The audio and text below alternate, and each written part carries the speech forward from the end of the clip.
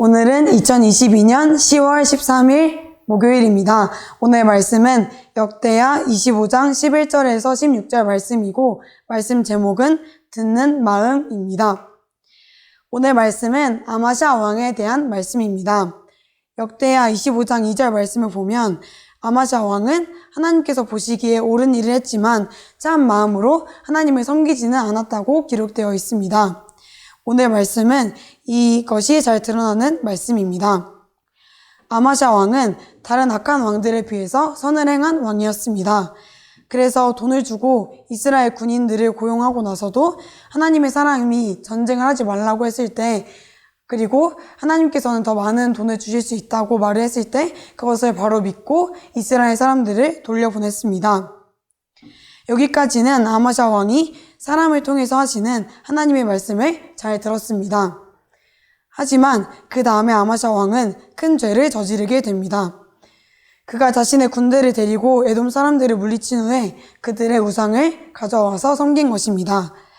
하나님만 섬긴 것이 아니라 다른 우상들에게 제물을 바치면서 절을 하면서 다른 우상들을 섬겼습니다.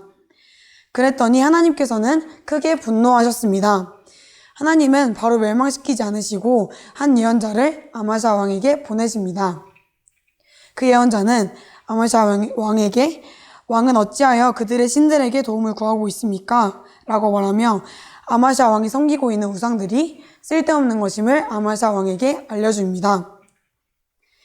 예언자가 하나님의 말씀을 대언하였음에도 불구하고 왕은 예언자의 말이 끝나기도 전에 우리가 언제 너에게 충고할 권한을 주었냐며 죽고 싶지 않으면 입을 다물라고 합니다. 그때 예언자는 왕이 자신의 충고를 귀담아 듣지 않는 것을 보니 하나님께서 왕을 멸망시키기로 작정하셨다고 말을 합니다. 하나님을 마음을 다해서 믿는 사람들은 듣는 마음이 있습니다. 듣고자 하는 마음이 있습니다. 유다의 왕들 중 하나님을 제대로 믿은 왕들을 보면 하나같이 다 듣는 마음이 있었습니다. 대표적으로 다윗 왕이 그러했습니다. 다윗 왕은 나단 예언자가 왕의 죄에 대한 하나님의 말씀을 전할 때 예언자의 말을 들었습니다. 그리고 그 예언자의 말을 사람이 하는 말로 들은 것이 아니라 하나님께서 하시는 말씀으로 들었습니다. 그리고 자신의 모습을 돌이켰습니다. 하나님을 진정으로 믿는 마음이 있는 사람들은 듣습니다.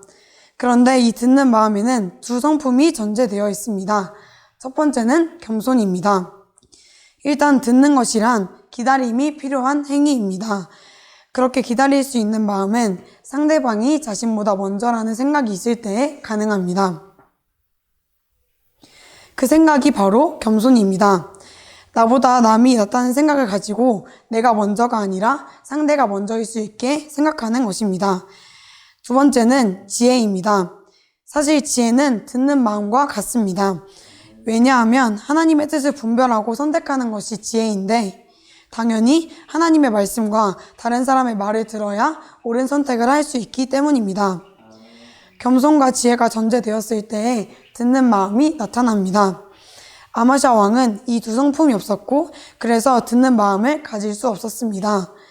그런데 이 두 성품을 가질 수 없었던 궁극적인 이유는 하나님을 마음으로 믿지 않았기 때문이었습니다. 우리는 들어야 합니다. 누가 말하는지에 집중해서는 안 되고 어떤 말을 하는지에 집중해야 합니다.